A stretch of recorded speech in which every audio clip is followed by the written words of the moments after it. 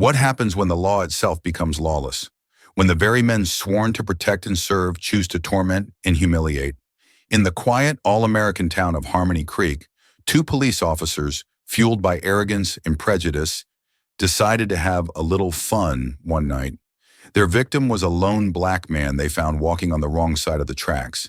They tied him to a telephone pole, mocked him, and left him in the dark. They had no idea that the man they chose to degrade, Mr. Marcus Thorne, was not just another face in the crowd. He was their new chief of police, and he was about to bring a reckoning that would shatter their world and expose the town's darkest secrets. The air in Harmony Creek, Oregon, had a sweet, deceptive quality on late summer nights. It smelled of pine needles from the surrounding forests and freshly cut grass from the meticulously kept lawns of the town's affluent north side. It was a scent of peace, of order, of a life undisturbed. It was this very scent that Marcus Thorne was trying to commit to memory as he walked along the dimly lit sidewalk of Sycamore Lane. At 46, Marcus was a man carved from discipline and adversity, a 20-year veteran of the Baltimore Police Department who had risen from a beat cop in the city's toughest neighborhoods to a highly respected deputy commissioner. He had seen the worst of humanity, but he had also seen the best. He believed in the fundamental idea of policing, the ideal of the guardian, even if he had watched it get corrupted time and again. That's why he'd accepted the job in Harmony Creek. It was supposed to be a change, a chance to build a department from a place of community trust, not from the rubble of riots and recriminations. He had arrived in town 3 days before his official start date, a move that was characteristically his. He didn't check into a fancy hotel. He rented a small, unassuming apartment on the south side of town, the side the tourist brochures didn't feature. He wanted to feel the town's pulse without the filter of a uniform and a title. He wanted to walk its streets, eat in its diners, and listen to its whispers before they knew to whisper around him. Tonight, he wore a simple gray hoodie, faded jeans, and a pair of worn-out running shoes. His rental car, a nondescript sedan, had gotten a flat tire a mile back. Instead of calling for a tow, he decided to walk. He needed to think. The weight of his new position, the hope of the city council, and the unspoken skepticism of the 150 officers he was about to command, all rested heavily on his broad shoulders. He looked up at the stately colonial homes, their windows warm with yellow light, and wondered if this place could truly be the sanctuary it appeared to be. That's when the headlights painted him in a blinding white glare. A police cruiser, a Ford Interceptor, slowed to a crawl beside him. It didn't use its siren, just the unnerving quiet of its electric engine and the piercing intensity of its spotlight. Marcus stopped walking and stood still, keeping his hands visible out of a lifetime of ingrained habit. He wasn't a cop in this moment. He was just a black man in a hoodie in a wealthy neighborhood after dark. He knew the script. The passenger side window hummed down. Inside sat two officers. The man in the passenger seat, who was leaning over with a smirk, had a thick neck and a face that seemed permanently flushed. His name tag read Sullivan. The driver, younger, with a nervous energy about him, was Miller. "Evening," Sully said, his voice dripping with a cloying, false friendliness. "Bit of a late-night stroll, aren't we? You lost?"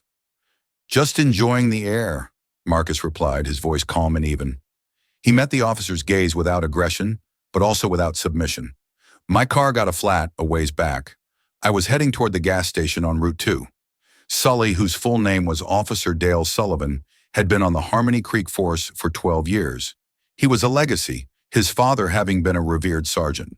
Dale, however, lacked his father's integrity, replacing it with a swaggering arrogance. He saw himself not as a public servant, but as a gatekeeper of the town's pristine image, and Marcus, in his view, didn't fit the picture. "Route 2? That's a good 2 miles from here," Sully said, his eyes scanning Marcus from head to toe, lingering on the worn quality of his clothes. "You don't look like you're from around here. We don't get many visitors on this side of town, especially on foot." The word visitors was laced with insinuation. "I'm new in town," Marcus said simply, offering no more. He didn't want to play this game, but he also knew that escalating it was a fool's errand. "New in town," Sully repeated, drawing the words out. He turned to his partner, Miller. "Hear that, Kev?" He's new. We should show him some Harmony Creek hospitality. Officer Kevin Miller shifted uncomfortably. He was only 3 years on the job and still lived in the shadow of senior officers like Sully.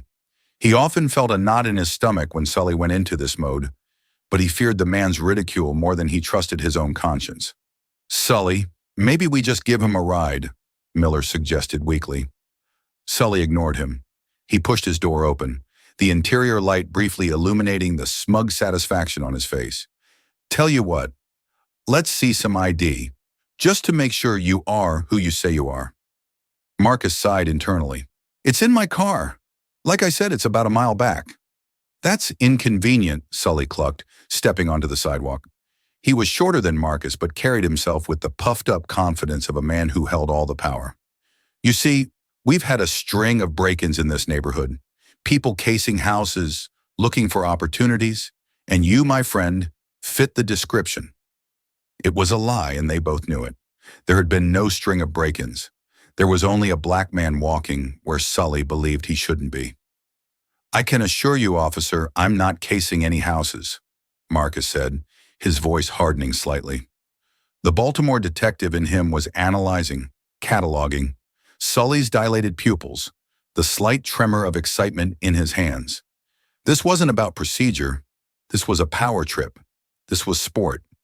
That's for us to decide, Sully said, his smirk widening into a predatory grin. You know, we have a special way of dealing with suspicious characters here in Harmony Creek. A little welcoming committee, you could say. He unclipped a pair of heavy-duty zip ties from his belt. Turn around. Put your hands behind your back. Marcus stood his ground. You have no probable cause to detain me. Sully laughed, a short, ugly bark. Probable cause? Son, my presence here is the only cause I need. Now turn around before this gets unpleasant. He gestured with his head to Miller, who reluctantly got out of the car, his hand hovering nervously over his sidearm. Marcus weighed his options in a split second. He could reveal who he was right now, watch the color drain from their faces, and deal with the fallout. But that would be too easy. It would be a problem solved for him, personally. It would do nothing to address the deeper sickness that this encounter revealed. No, he needed to see this through. He needed to know exactly what kind of department he was inheriting. He needed to feel the rot from the inside. Slowly, deliberately, he turned and placed his hands behind his back. The decision felt like stepping off a cliff in the dark, trusting he would eventually find the ground. The plastic of the zip ties bit into his wrists as Sully cinched them with a grunt of satisfaction. There now, that's better. He shoved Marcus toward a thick wooden telephone pole on the edge of the sidewalk. Kevin, give me a hand here.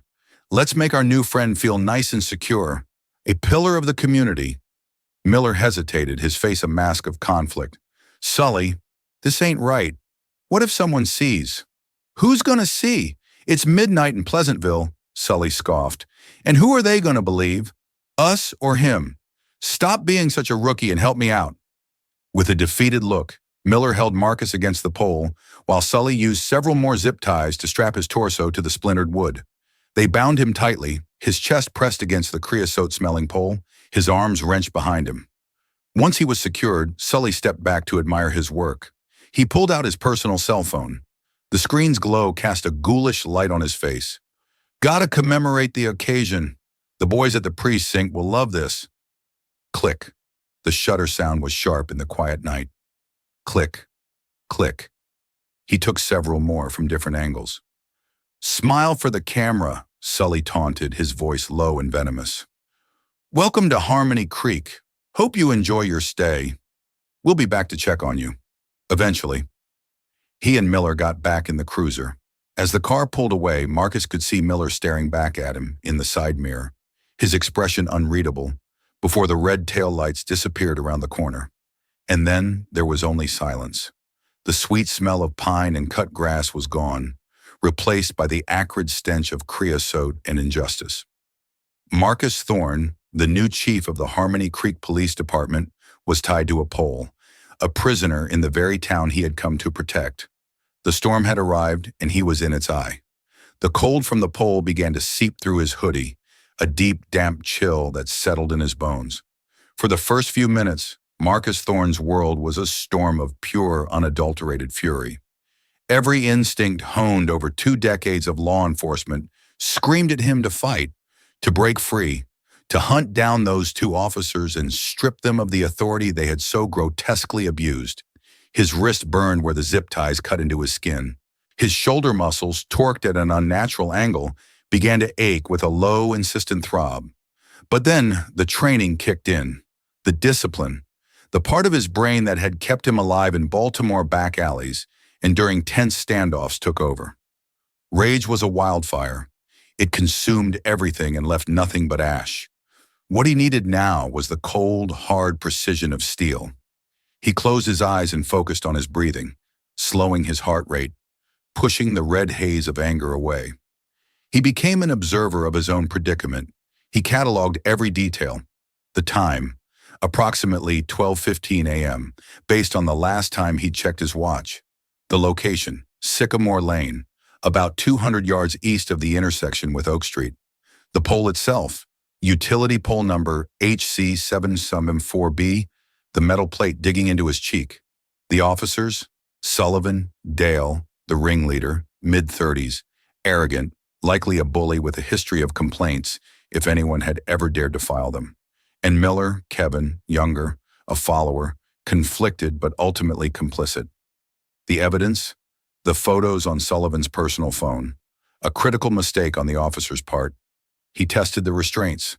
The zip ties were commercial grade, thick and unyielding. There was no breaking them through brute force. He methodically worked his wrists back and forth, not trying to snap the plastic, but to create the tiniest bit of slack, to keep the blood flowing. He was not a victim. He was an investigator, and this was his crime scene. Minutes stretched into an eternity. A car passed, its occupants oblivious, their laughter spilling out of an open window into the night. A dog barked in a distant yard. The automatic sprinklers of a nearby mansion hissed to life, casting a fine mist that dampened his jeans. Each sound, each sensation, was a reminder of his powerlessness, his humiliation. He thought about his predecessor, Chief Reynolds, a man who had retired under a cloud of vague accusations about old-school policing and a disconnect from the community. The city council had hired Marcus specifically to be a reformer, a bridge builder. They had spoken of transparency and accountability. Had they known this poison was festering right under their noses? Or had they simply chosen not to look? He thought about his late wife, Sarah, who had been a civil rights attorney. She would have been incandescent with rage, but she also would have been the first to tell him to use this. Don't just get angry, Marcus. He could almost hear her voice. Get smart. Use their bigotry as a weapon against them. Let them build their own gallows. The thought of her centered him. This was no longer just a personal affront. It was a mission. This incident was a symptom of a disease, and he had been given the rare opportunity to diagnose it from the inside. Any other man, any ordinary citizen, would have had his word against two officers of the law. His complaint would have been buried in paperwork, dismissed as the ravings of a disgruntled transient. But Marcus Thorne was not any other man. He had the power, or would soon, to turn this town's justice system inside out. An hour crawled by. The ache in his shoulders had graduated to a searing pain. His legs were numb. Just as a sliver of despair began to creep into the edges of his resolve, he heard the crunch of tires on gravel. Not a police cruiser. An older vehicle, a pickup truck by the sound of its sputtering engine. It pulled over about 50 feet away. The engine cut out and a door creaked open. An old man, probably in his late 70s, with a stooped back and a shuffling gait, got out. He was holding a small dog on a leash. The man's name was Arthur Pembroke, a retired history teacher who had lived on Sycamore Lane for 50 years and suffered from insomnia. Arthur stopped dead when he saw the figure tied to the pole. His little beagle, Winston, let out a confused yip. "Good Lord," Arthur whispered, his voice shaky. He fumbled in his pocket for his glasses. Are you all right, son?" "I've been better," Marcus said, his voice raspy. "Could you help me?" Arthur shuffled closer, his eyes wide with a mixture of fear and concern. "What happened? Who did this to you?" "Two police officers," Marcus stated, the words tasting like acid. The old man's face fell. He looked around the empty street as if expecting the culprits to reappear. Arthur had lived in Harmony Creek long enough to hear stories, to know that the town's placid surface hid murky depths. He'd heard whispers about officers like Dale Sullivan. That Dale, he's his father's son in all the wrong ways, Arthur muttered to himself. He then looked at Marcus with determination. Don't you worry, I'll get you out of this. He hobbled back to his truck and returned with a pair of rusty but sturdy wire cutters from his toolbox. Been meaning to trim the hedges, he explained as he positioned the cutters around the first zip tie on Marcus's chest. The plastic was thick. Arthur grunted with effort, his old hands trembling. With a loud snap, the first tie broke free. He worked his way through the others, each snap a small victory against the night's indignity. Finally, he cut the ties on Marcus's wrists. Freedom was agonizing. Blood rushed back into Marcus's hands with a pins and needles intensity that made him gasp. He stumbled, leaning against the pole for support, rubbing his wrist to restore circulation. Thank you, Marcus said, his voice filled with a gratitude so profound it surprised him. You don't know what you've done. Just doing what's right, Arthur said gruffly, though his eyes were kind. The police station is just downtown. We can go there right now and report this. I'll be your witness. Marcus shook his head. A small, cold smile touched his lips. It was the first time he had smiled all night. No, not the police station. Not yet. He looked at the old man. I need to ask a favor. I need you to not say a word about this to anyone. Not for a few days. Can you do that for me? Arthur was confused, but he saw the iron resolve in Marcus's eyes. It was the look of a man who was not running from a fight, but preparing for one. All right, son, I don't understand it, but I'll keep my mouth shut. My name is Arthur Pembroke, if you need me. I will, Marcus promised. Thank you, Arthur. He limped back to his car, the physical pain a dull echo of the moral injury he had sustained. He changed the tire under the pale glow of a single streetlight, his movements stiff but precise. He didn't go back to his apartment. Instead, he drove to a 24-hour diner on the outskirts of town. Over a cup of black coffee that did little to warm him, he pulled out his phone. He didn't call the mayor or the city manager. He called a number he hadn't used in years. It belonged to an old friend from his early days in Baltimore, a man named David Chen, who was now a top prosecutor in the Civil Rights Division of the Department of Justice. David, he said when the sleepy voice answered, it's Marcus Thorne. Sorry to call so late. Listen, I think I've stumbled into something big in a small town in Oregon. I'm going to need your advice on how to build a federal case. Because what happened to me tonight wasn't just a policy violation, it was a crime. For the next hour, he laid out the entire story, meticulously detailing every action, every word. He wasn't just a victim anymore. He was Chief Marcus Thorne, and he was methodically laying the foundation for the justice that was to come. The long night was over. The dawn and the reckoning it would bring was just hours away. The next morning, the Harmony Creek Police Department precinct was buzzing with an anxious, caffeinated energy. It was 8 a.m., the official start of the new era. Officers milled around the briefing room, straightening their ties, their faces a mixture of curiosity and apprehension. The retirement of the old chief had been abrupt, and the hiring of an outsider from a big city like Baltimore had sent ripples of unease through the ranks. Officer Dale Sullivan leaned back in his chair, a styrofoam cup of coffee in his hand, holding court with a small group of younger officers. He was in his element, the alpha male of the shift. I'm telling you, this new guy, Thorne, he's gonna be a suit, Sully said, a dismissive sneer on his face. Some Baltimore desk jockey. He's gonna come in here talking about community outreach and de-escalation. All that soft-touch nonsense. He'll last 6 months before he runs back to the big city with his tail between his legs. He took a theatrical sip of his coffee. Speaking of which, me and Miller had to do some community outreach of our own last night. Right, Kev? He winked at his partner, who was standing nervously by the door. Kevin Miller's face was pale. He hadn't slept a wink. The image of the man strapped to the pole had been burned into his mind. He'd driven past the spot at the end of his shift around 3 a.m., his heart pounding, and had been terrified to see the pole was empty. He didn't know if the man had gotten free, if someone had found him, or if Sully had gone back. All he knew was that the knot in his stomach had twisted into a solid ball of dread. "Yeah, Sully." "Right," Miller mumbled, avoiding eye contact. Sully laughed, enjoying Miller's discomfort. He pulled out his phone. "Check out the new addition to the Neighborhood Watch," he said, showing the picture to the officers gathered around him. The photo on the screen was clear. A black man in a gray hoodie, his face a mask of stoicism, bound to the utility pole. The flash from the camera had illuminated the scene in stark, damning detail. A few of the younger cops chuckled nervously.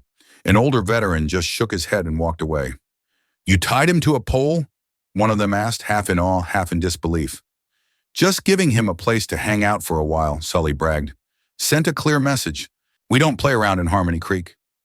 At the front of the room stood Sergeant Frank Rizzo, a 30-year veteran with a weary face and a gut that strained the buttons of his uniform shirt. He was 5 months from retirement, and his only goal was to cross the finish line without any trouble. He'd heard Sully boasting and had seen the photo. A flicker of alarm went through him, but he quashed it. It was just Sully being Sully. Messy, but it would blow over. Intervening would mean paperwork and confrontation and a headache he didn't need. He chose, as he often did, the path of least resistance. He chose silence. "All right, settle down, Rizzo called out, his voice gravelly. "The city manager and the new chief will be here any minute. Look sharp." The room quieted. A moment later, the door opened, and City Manager Thompson, a perpetually flustered man in an ill-fitting suit, walked in. "Good morning, everyone," he said, beaming. "This is a momentous day for Harmony Creek. It is my great honor to introduce a man with a sterling record, a commitment to modern, effective policing, and a vision for our future. Ladies and gentlemen, your new chief of police, Marcus Thorne." He stepped aside, gesturing to the door. And in walked Marcus Thorne. He was no longer the man in the hoodie. He was immaculate in a crisp, dark blue dress uniform, the 4 stars of a police chief gleaming on each collar point. His shoes were polished to a mirror shine. He stood tall, his posture ramrod straight, and his eyes, cold and clear as ice, swept across the room. The effect was like a switch being thrown, sucking all the air and sound out of the briefing room. Jaws literally dropped.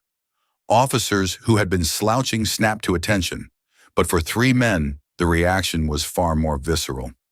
Sergeant Rizzo's face went slack, his jaded eyes widening in dawning horror as his brain connected the face in the uniform with the whispers of Sully's late-night prank.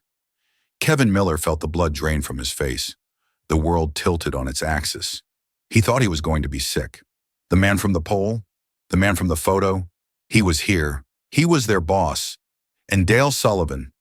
Sully's smug grin froze, then melted away into a mask of pure, unadulterated panic. The styrofoam cup slipped from his nerveless fingers, splashing hot coffee onto the floor. His phone, still in his other hand, suddenly felt like a live grenade. He was staring at a ghost, the ghost he had mocked, assaulted, and photographed just 8 hours earlier.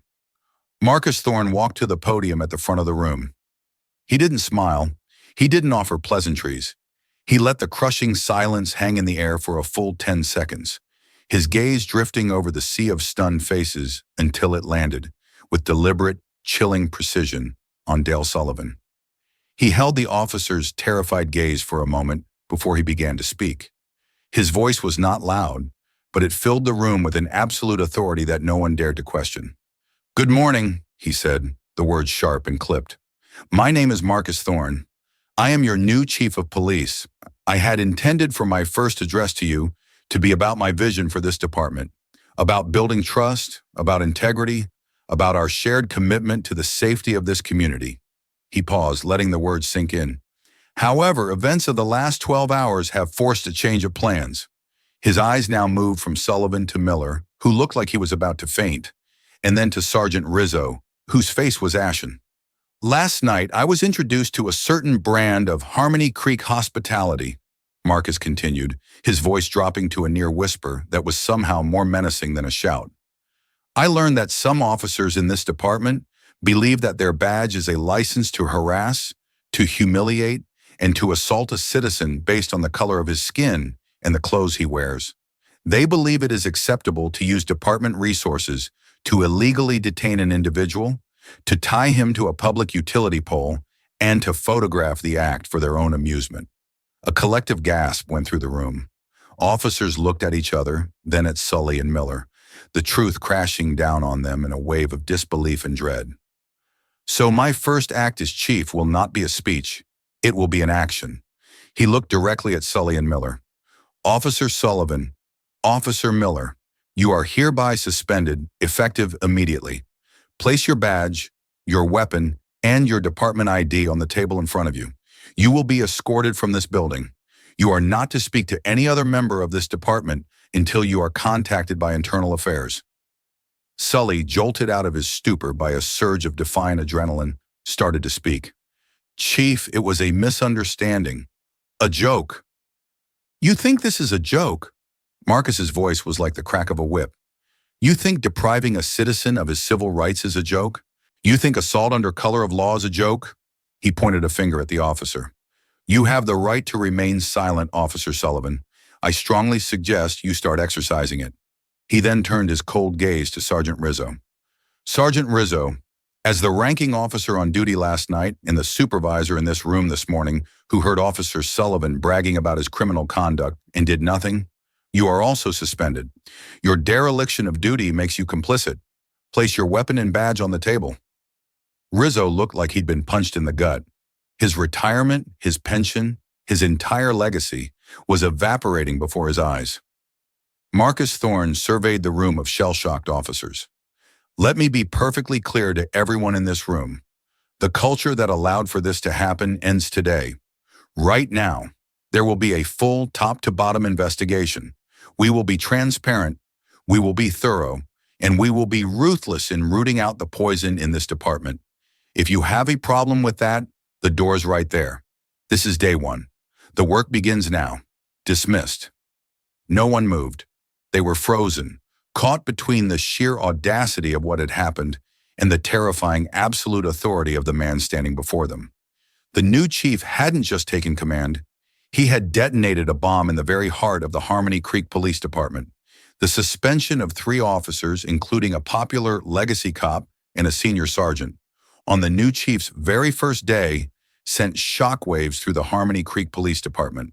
But Chief Thorne was just getting started. He knew that an internal investigation, handled by the existing structure, would be compromised. The blue wall of silence was a real and powerful force, and the friendships and loyalties within the department ran deep. So on the afternoon of that first day, he made a call to the state capitol. By the next morning, a team of 2 seasoned investigators from the State Police Professional Standards Unit had arrived. They were outsiders, beholden to no one in Harmony Creek. Their names were Detective Maria Sanchez, a sharp, no-nonsense interrogator, and Detective Ben Carter, a meticulous expert in digital forensics. Thorne handed them the case with a single clear directive. Follow the facts wherever they lead. No one is protected. Their first stop was Dale Sullivan's locker. As expected, it was clean. But his department-issued phone was another story. Even though Sully had frantically deleted the photos from his gallery, Detective Carter knew that deleted rarely means gone. Within hours, he had recovered the 3 crystal-clear images of Marcus Thorne tied to the pole. It was the smoking gun. Meanwhile, the story was starting to leak. A disgruntled dispatcher, loyal to Sully, made an anonymous call to the local newspaper, the Harmony Creek Chronicle. The tip landed on the desk of Sarah Jenkins, a young, ambitious reporter who was tired of writing about town fairs and zoning board meetings. Her editor was skeptical, but the sheer drama of the rumor, new chief suspends 3 cops on day 1, was too juicy to ignore. Sarah started digging. She camped out near the precinct, talking to officers coming off shift. Most gave her a cold shoulder, but she found a few of the younger ones, the ones who had been made uncomfortable by Sully's antics for years, willing to talk off the record. They wouldn't confirm the story about the pole, but they painted a picture of Dale Sullivan as a bully who operated with impunity, protected by his father's name, and the indifference of senior command like Sergeant Rizzo. Her big break came from an unexpected source. Arthur Pembroke, the retired teacher who had freed Marcus, read the initial, vague report in the Chronicle about the suspensions. His conscience, combined with a deep-seated respect for the truth, compelled him to act. He called the newspaper and asked to speak to Sarah Jenkins. They met at a small cafe. Arthur, his hands trembling slightly as he held his coffee cup, recounted the entire story of finding Marcus, the state he was in, and the chilling words, "2 police officers did this to me." Sarah's heart pounded in her chest. This was it. This was the story. She had a named, credible witness. "Mr. Pembroke, would you be willing to go on the record with this?" she asked. Arthur took a deep breath. "A man has a duty to stand up for what's right," he said. "Yes, I will." The next day, the story exploded. The front page of the Harmony Creek Chronicle featured the headline, "New Chief Was Victim. Report alleges officers tied top cop to pole." The article laid out the entire narrative, quoting Arthur Pembroke extensively. The story was immediately picked up by state news, then national outlets. Harmony Creek, the idyllic small town, was suddenly at the center of a media firestorm. Reporters from Portland and even national news networks began descending on the town. The community was ripped in two. A vocal contingent, rallied by Dale Sullivan's family and friends, started a Support Our Cops Facebook group. They claimed it was all a misunderstanding, a prank gone wrong, and that the new outsider chief was on a politically motivated witch hunt. They held small but loud rallies outside the police station, their signs accusing Thorne of being anti-police. But a larger, quieter portion of the community was horrified. People of color, who had long shared stories of harassment that were dismissed or ignored, felt a grim sense of vindication. Progressive white residents, who had prided themselves on living in a forward-thinking town, were forced to confront the ugliness beneath the surface. The city council held an emergency meeting, publicly backing Chief Thorne, but privately panicking at the national embarrassment. For the 3 suspended officers, the pressure was immense. Sergeant Frank Rizzo hired a lawyer and immediately filed for his retirement, hoping to escape the mess and secure his pension. But Chief Thorne had anticipated this. He sent a formal notice to the state pension board, flagging Rizzo's account pending the outcome of the investigation, effectively freezing his exit strategy. Rizzo was trapped. His quiet, comfortable retirement had vanished, replaced by a nightmare of legal fees and public shame. He stopped answering his phone and became a recluse in his own home. Dale Sullivan, true to form, came out swinging. Backed by a bullish police union lawyer, he went on a local news station. With his wife and 2 children standing beside him for sympathy, he painted himself as the victim. "It was a simple misunderstanding," he said, his face a mask of feigned sincerity. "We thought he was a prowler. The situation was tense. We secured him until we could verify his identity. This new chief has a political agenda, and he's trying to make an example out of a dedicated 12-year veteran." He didn't mention the zip ties, the mockery, or the photos. It was a performance, but one that resonated with his supporters. The real drama, however, was happening inside the quiet suburban home of Kevin Miller. He was crumbling. The media scrutiny was terrifying. His face, though not named in the initial reports, was plastered everywhere alongside Sully's in photos of the rallies. His wife, Jessica, was distraught. "What were you thinking, Kevin?" she cried one night, holding the newspaper with his partner's face on it. "A prank? You helped him tie a man to a pole? You stood by while he took pictures?" "I didn't know what to do," Kevin confessed, his voice breaking. "Sully, you know how he is. If I'd said no, he would have made my life a living hell at work. I froze." "Work?" Jessica shot back, her voice rising. "You're going to lose your job anyway. You could go to prison. And for what? So Dale Sullivan wouldn't make fun of you? We have a mortgage, Kevin. We have a baby on the way. You need to think about your family. You need to do the right thing." Her words hit him harder than any interrogator's questions could. He looked at his pregnant wife, at the life they were supposed to be building, and he saw it all slipping away. He was tethered to a sinking ship named Dale Sullivan. A few days later, a formal, hand-delivered letter arrived at his house. It was from Detective Sanchez. It was a request for a formal interview, not at the precinct, but at a neutral location, a conference room at the county courthouse. The letter also contained a single chilling sentence. "We have recovered the photographs from Officer Sullivan's mobile device." Kevin Miller read that sentence, and the last of his resolve to protect his partner evaporated. They had the photos. They had the witness. Sully's story about a tense situation was a lie that was about to be exposed in court. He was staring down the barrel of a federal civil rights charge. He looked at his wife, her eyes full of fear and hope. He knew he had a choice to make. He could go down with Sully, clinging to the shattered illusion of the blue wall, or he could try to save himself and his family by doing the one thing he had been too scared to do that night on Sycamore Lane: tell the truth. Trembling, he picked up his phone and called the number for Detective Sanchez. "This is Kevin Miller," he said, his voice barely a whisper. "I'm ready to talk, and I'll tell you everything."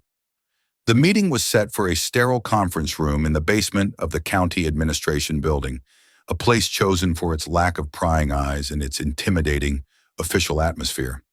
Kevin Miller sat at one side of a long, polished table. Across from him sat Detective Maria Sanchez and, to his surprise, Chief Marcus Thorne. Thorne was not in uniform. He wore a simple charcoal suit, but his presence was no less commanding.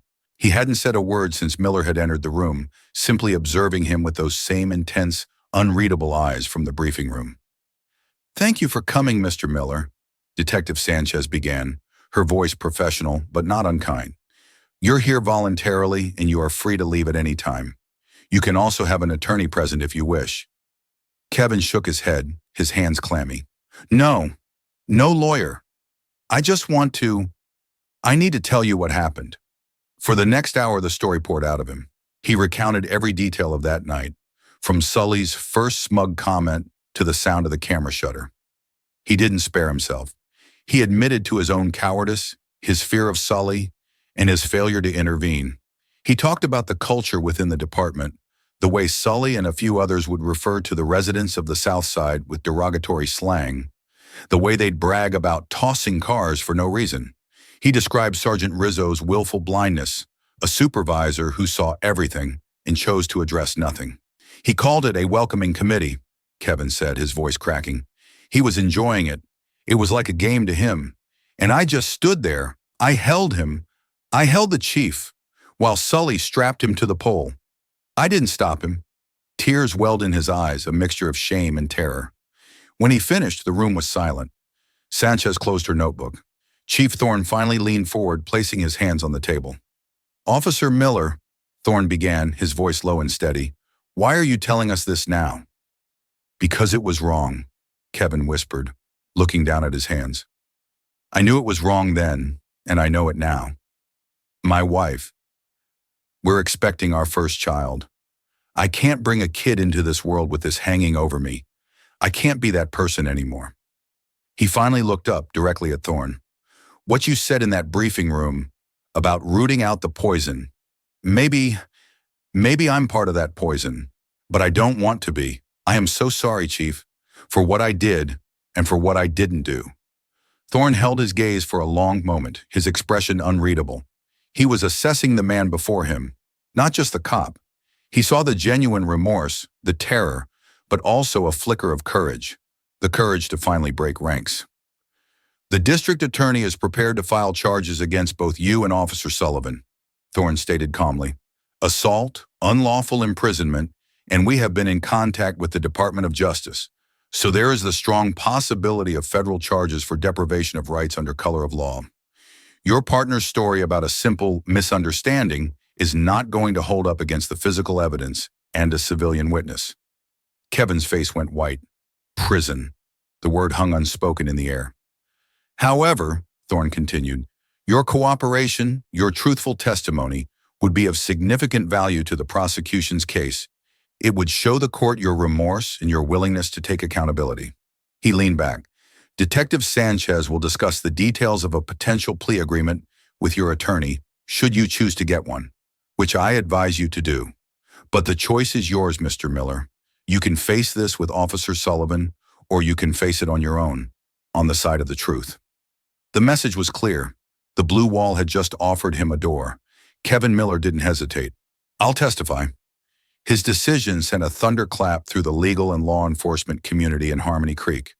The police union, which had been funding Dale Sullivan's aggressive defense, immediately dropped Kevin Miller as a client, labeling him a rat. Sully was blindsided. He had been so confident, so sure that his partner would hold the line.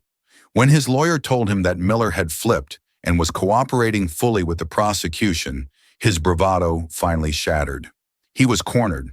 The witness, the photos, and now a corroborating testimony from his own partner. His case was unwinnable. His lawyer laid it out for him in stark terms. Go to trial, and a jury would crucify him. He'd be facing years in state prison, followed by a likely federal sentence. The alternative was a plea deal. Plead guilty to felony assault and malfeasance in office, resign from law enforcement forever, and accept a reduced but still significant prison sentence. Sully, the man who had seemed so untouchable, was broken. In a rage, he threw a lamp across his lawyer's office, screaming about betrayal, about how Miller was a weak-willed coward. But when the anger subsided, all that was left was the cold, hard reality of his situation. His life as he knew it was over. For Sergeant Frank Rizzo, the news of Miller's confession was the final nail in his coffin. The investigation had uncovered a pattern of him ignoring or bearing at least 5 prior informal complaints against Sullivan for overly aggressive behavior. Miller's testimony painted him as a supervisor who fostered a toxic environment through his deliberate inaction. Faced with being fired dishonorably, which would have jeopardized his pension entirely, and the possibility of being charged with obstruction and dereliction of duty, he accepted a deal. He would resign immediately, forfeit 1/3 of his pension, and issue a public statement of apology for his failures in leadership. It was a humiliating end to a 30-year career. The crumbling of the blue wall wasn't a single event, but a cascade. With Miller's testimony secured, Detective Sanchez and Chief Thorne began re-interviewing other officers. A few, emboldened by the clear message that the old guard was finished, began to talk. They spoke of the unwritten rules, the favoritism shown to officers like Sully, the subtle but pervasive culture of racism that had been an open secret for years. The investigation that had started with one man tied to a pole was now a full-blown excavation of a diseased department. Chief Thorne wasn't just cleaning house. He was tearing it down to the studs. The confession of Kevin Miller wasn't just a legal victory. It was the crack in the dam that allowed the truth to finally flood the town of Harmony Creek. The day Dale Sullivan walked into the Harmony Creek County Courthouse to formally enter his plea was a gray, drizzling Tuesday. The weather seemed to match the mood of the town, somber and divided. A small, pathetic cluster of his remaining supporters stood on one side of the courthouse steps, their "Support Our Cops" signs looking limp and faded in the rain. On the other side stood a much larger group of community activists, residents, and the ever-present media, their presence a silent testament to the gravity of the day. Sullivan didn't look like the swaggering, arrogant cop from that night on Sycamore Lane. He looked like a man hollowed out from the inside. His suit hung loosely on a frame that had lost 20 pounds from stress. His face was pale and drawn, his eyes darting nervously, avoiding the cameras and the gazes of his former neighbors. His wife was not with him. She had taken the children and moved in with her sister in another state the week before. The public shame and her husband's refusal to show genuine remorse finally breaking their marriage apart. Inside the courtroom, the proceedings were swift and brutal. The judge, a stern woman named Eleanor Vance, listened as the prosecutor laid out the facts of the case. Facts that Dale Sullivan now had to affirm were true. He stood before the court and admitted, in a choked, barely audible voice, to assault, to unlawful imprisonment, and to official misconduct. But it was Judge Vance's words before sentencing that truly sealed his fate. "Mr. Sullivan," she said, her voice ringing with cold fury as she peered down at him from the bench, "you did not just assault one man. You assaulted the very trust this community places in law enforcement. You wore a uniform meant to signify honor and protection, and you used it as a costume to enact a cowardly and racist fantasy of power. You did not uphold the law. You became a thug with a badge. The damage you have done will take this community and this police department years to repair." The sentence was harsh, harsher than his lawyer had hoped for. 3 years in state prison. No parole for at least 18 months. He would also be permanently blacklisted from ever working in any law enforcement or security capacity in the state of Oregon again. As the bailiffs led him away in handcuffs, Dale Sullivan finally broke. A dry, racking sob escaped his lips. The last image he saw before the doors closed behind him was the face of Marcus Thorne, watching from the back of the courtroom, his expression not of triumph, but of profound, weary sadness. The karma had been delivered, not with a lightning bolt, but with the slow, grinding, and inescapable gears of the very justice system he had sworn to uphold. Kevin Miller's sentencing happened the following week. It was a much quieter affair. He had pleaded guilty to a single misdemeanor charge of official misconduct. Because of his full cooperation and his testimony, the assault and imprisonment charges were dropped. He was sentenced to 2 years of probation, 500 hours of community service, and, like Sullivan, was permanently barred from a career in law enforcement.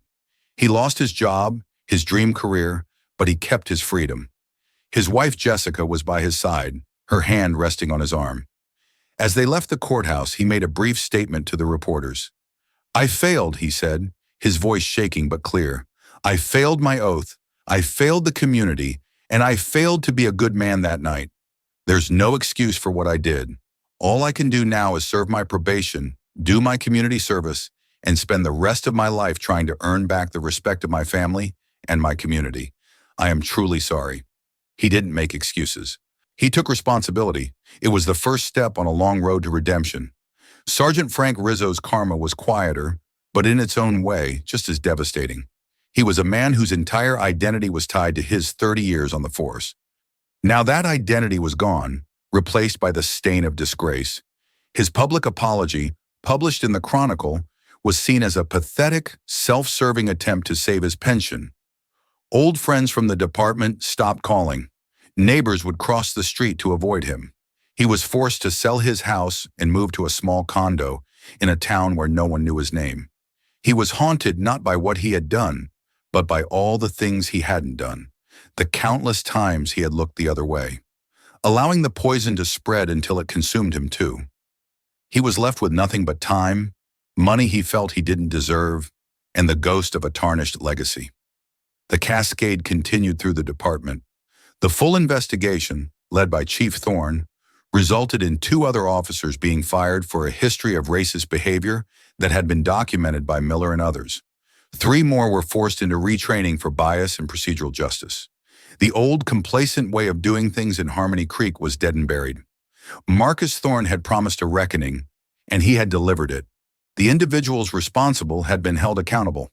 But as he stood in his office overlooking the town square, he knew this was not the end. It was the beginning. The karma had cascaded, washing away the worst offenders. Now came the hard part, rebuilding from the rubble. 6 months later, a new dawn was breaking over Harmony Creek. Chief Marcus Thorne addressed a graduating class of 8 new recruits, the most diverse in the department's history. "Your badge is not a shield to hide behind," Thorne stated, his voice echoing with authority. "It is a promise to stand against injustice, especially when you find it in your own ranks. Integrity is your only true weapon." His words were backed by action. Sweeping reforms had transformed the department. Mandatory body cameras, a new civilian oversight board, and monthly town halls were slowly rebuilding the shattered bridge between the police and the public. The culture of impunity was gone, replaced by one of strict accountability. Driving home that evening, Thorne saw Arthur Pembroke walking his dog. He stopped to thank the man who had shown him kindness in his darkest hour. "It feels different now," Arthur said, looking at the quiet street. "More honest." Thorne agreed. The work was far from over, but a foundation of trust was being laid. As he drove past the utility pole on Sycamore Lane, it no longer seemed menacing. It was a scar, a permanent reminder of a painful past, but also proof that healing was possible. The long night was over, and the difficult, hopeful work had truly begun. This story is a stark reminder that true justice isn't just about punishing the guilty. It's about dismantling the systems that allow guilt to fester in the shadows. It's about accountability, not just for the perpetrators, but for the silent accomplices and the complacent bystanders. The journey of Marcus Thorne from a victim in the dark to a leader in the light shows us the immense power of integrity and the courage it takes to confront a broken culture from within. The hard karma that found Officers Sullivan and Rizzo wasn't supernatural. It was the natural consequence of their own actions, brought to light by a man they tragically underestimated. If this story of corruption, courage, and consequence resonated with you, please help it reach others. Hit that like button, share this video with your friends and family, and subscribe to the channel for more powerful, real-life dramas. Don't forget to ring the notification bell so you never miss a story.